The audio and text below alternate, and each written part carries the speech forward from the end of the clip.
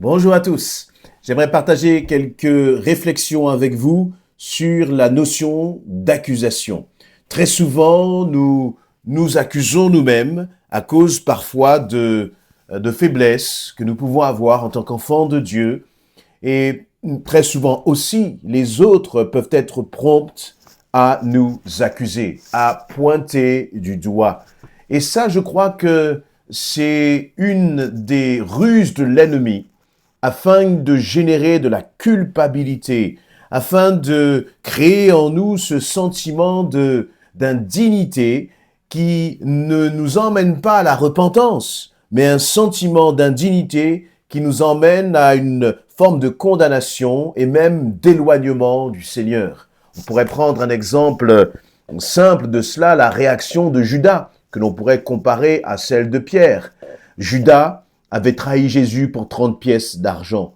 Et lorsque il a été pris d'une profonde tristesse, il a été pris de remords, de culpabilité, mais qui ne l'ont pas amené à demander pardon au Seigneur et à accepter le pardon de Christ. Non, la réaction de Judas s'est terminée finalement, l'action, la conséquence est terminée par un suicide. Tandis que Pierre, qui lui aussi avait trahi Jésus, non pas pour de l'argent, mais parce qu'il se sentait menacé, il a trahi Jésus, mais il est revenu vers Jésus. Il a su finalement accepter l'amour de Christ, un amour que nous ne méritons pas.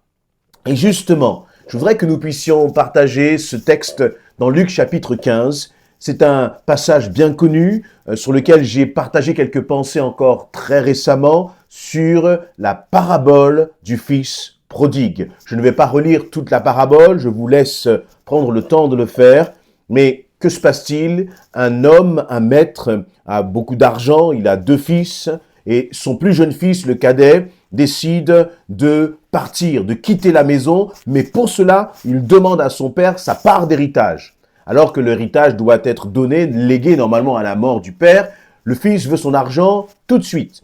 Et donc le père lui donne, il part loin de la maison du père, et pardon, et il va tout dilapider, il va tout dépenser, jusqu'à se retrouver presque comme un clochard. Et donc là, il est saisi de remords.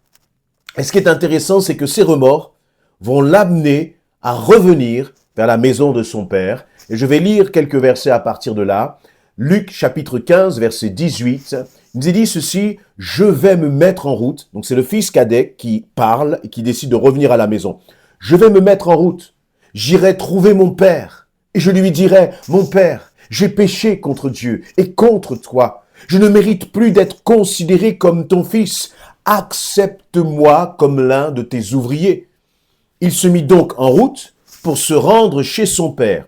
Comme il se trouvait encore à une bonne distance de la maison, son père l'aperçut et fut pris d'une profonde pitié pour lui. Il courut à la rencontre de son fils, se jeta à son cou et l'embrassa longuement. Le fils lui dit, « Mon père, j'ai péché contre Dieu, j'ai péché contre toi, je ne mérite plus d'être considéré comme ton fils. » Verset 22, mais le père dit à ses serviteurs, « Allez vite, cherchez un habit, le meilleur que vous trouverez, et mettez-le lui, passez-lui une bague au doigt, et chaussez-le de sandales. Amenez le veau que nous avons engraissé, et tuez-le. Nous allons faire un grand festin pour nous réjouir. » Et c'est l'attitude du Père, là, qui m'amène à réfléchir, m'amène à vous partager justement quelques paroles d'encouragement. Le fils est là, on le sent, il est tout penaud, il est plein de honte, plein de culpabilité. On a presque l'impression qu'il rampe par terre en disant « Je ne suis même plus digne d'être ton fils, je ne suis même pas digne d'être traité comme l'un de tes ouvriers. Je te demande pardon, Dieu, je te demande pardon, Père. » Et donc cet homme, il a le cœur contrit. Et il nous est dit que le fils a le cœur contrit. Le père voit le fils au loin, il court vers lui. Et il ne vient pas vers lui avec des reproches. Il ne vient pas vers lui avec une condamnation ou un jugement. Mais il vient vers son fils en disant, « Allez, vite chercher un habit, le meilleur que vous trouverez, et chaussez-le de sandales. Mettez-lui une bague au doigt. » Pourquoi ? parce que le père a vu l'état dans lequel son fils était. Et il ne s'est pas posé de questions sur qu'est-ce que son fils avait fait loin de la maison, qu'est-ce qu'il avait pu commettre. Il n'y avait pas de rancœur, d'amertume dans le cœur de ce père, mais il avait tout simplement son seul désir, c'était de réhabiliter son fils dans sa position de fils, dans sa position d'héritier. C'était comme pour redonner son identité à son fils.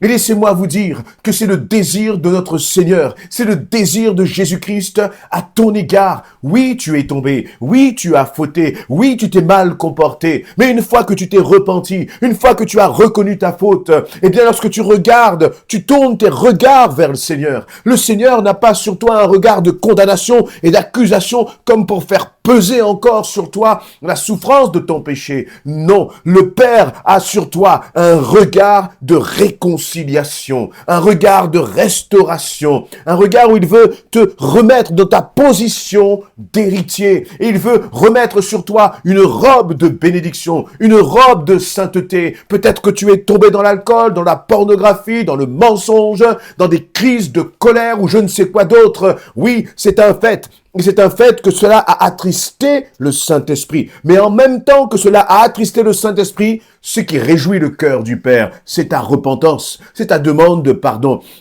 Parce que finalement, lorsque nous demandons pardon au Seigneur et que nous recevons son pardon dans notre vie, cela signifie que nous croyons en la puissance, en la grandeur de son amour. Cela signifie, lorsque tu acceptes le pardon de Christ sur ta vie, cela signifie que tu crois que l'amour de Christ est plus grand, plus puissant que tout ce que tu as pu commettre. Et c'est important de le réaliser. C'est important. C'est important de réaliser que finalement la mission de Jésus, pourquoi Jésus est venu, pourquoi est-ce qu'il a donné sa vie, c'était pour enlever la condamnation qui était sur toi et sur moi. C'était pour déchirer justement l'ordonnancement qui nous condamnait. Et c'est pour cela qu'il est venu. Et c'est à chaque fois que tu t'éloigneras du Seigneur, sache qu'il t'attend. Sache qu'il est là, à l'extérieur, comme ce père de la maison, et qu'il regarde au loin, prêt justement pour que tu puisses revenir à lui. Alors reviens à lui, ne t'éloigne pas. Parfois, attention, on n'a pas besoin de s'éloigner très loin pour être éloigné de Dieu. Il suffit d'un peu d'endormissement spirituel, un peu de négligence spirituelle. Quand est-ce la dernière fois que tu t'es réuni avec des frères et sœurs à l'église? Quand est-ce la dernière fois que tu as lu ta Bible? Quand est-ce la dernière fois que tu as pris un peu de temps pour prier? Quand est-ce la dernière fois que tu t'es rassemblé pour louer ton Dieu avec tes frères et tes sœurs? Voyez, il y a des signes qui montrent notre éloignement de Christ. Et parfois, on peut les minimiser. Parfois, vous voyez, il n'y a pas... À partir de quel moment, finalement, ce jeune cadet, ce fils cadet, à partir de quel moment était-il loin de la maison du Père? Je vais vous dire à partir de quel moment. Ce n'est pas au moment où il est parti de la maison. Non, non, non, non. C'était quand il était encore dans la maison de son Père. Parce que lorsque ce fils est venu demander à son Père son héritage, ça a pris du temps certainement dans sa tête pour réfléchir. Il a dû avoir des tentations, où il a dû se dire, oh, je vois tous ces gens à l'extérieur, je vois tous mes amis, tout ce qu'ils peuvent faire, toutes les jouissances de la vie, tout ce que leur offre ce monde. Et puis il a dû commencer à ruminer tout cela dans sa tête. Donc finalement, ce jeune cadet était dans la maison, mais son esprit n'était plus là. Son esprit était déjà dehors. Son esprit était déjà en train d'avoir des compromis avec la tentation. Et donc, ce jeune homme, finalement, il n'a pas quitté le Père lorsqu'il est sorti de la maison. C'est bien avant. Et parfois, tu peux être dans l'église. Parfois, tu peux être même là le dimanche, chaque dimanche. Mais ton cœur n'y est plus, ta tête n'y est plus, parce que tu commences justement à caresser des idées, des passions, des désirs, des projets pour lesquels tu sais très bien que Dieu n'est pas dans ces projets. À partir de ce moment-là, il faut tirer la sonnette d'alarme et dire, Seigneur, je reviens à toi, je reviens à tes pieds. Pardon, Seigneur, je me suis éloigné, je reviens dans la maison de mon Père. Je reviens dans la maison de mon Père. Et c'est important parce que de considérer l'amour de Dieu pour toi, parce que si tu considères la grandeur de son amour pour toi, cela va t'aider à revenir.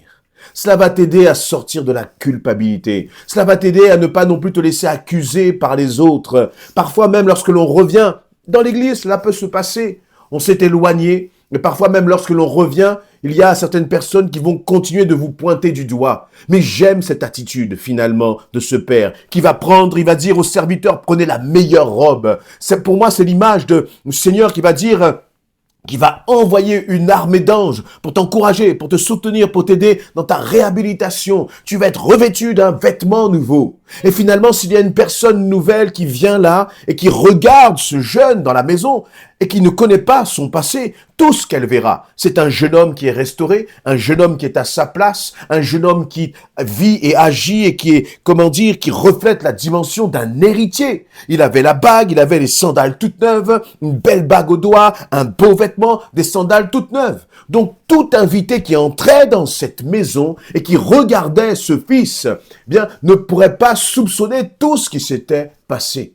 Et c'est comme cela avec le Seigneur. Lorsque tu reviens à lui, la faute d'il y a 10 ans, la faute d'il y a 10 jours, la faute d'il y a 10 heures, la faute d'il y a 10 minutes ou 10 secondes, lorsque tu reviens au Seigneur, il l'a totalement effacé. Alors pourquoi rester sous la condamnation? Pourquoi rester sous la culpabilité? Est-ce que cette culpabilité vient du Seigneur? Non, il y a une tristesse encore une fois que lorsque nous avons péché, nous amène à la repentance. Si ta tristesse d'avoir péché t'amène justement dans les bras du Seigneur, alors c'est une bonne tristesse.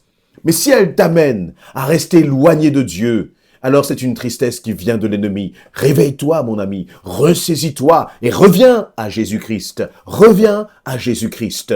Et il est prêt. Le vêtement là, ton vêtement d'héritier, ton vêtement d'héritière, ton vêtement de prince et de princesse de l'Éternel est déjà prêt. Il ne reste qu'à toi de saisir la main de ton Père, de saisir cette main percée qui témoigne de son amour pour toi, où Jésus te dit, j'ai payé à ta place. Pour ton offense d'il y a 10 secondes, j'ai payé à ta place. Reviens dans ma maison, mon enfant, et je te revêtirai d'un vêtement nouveau.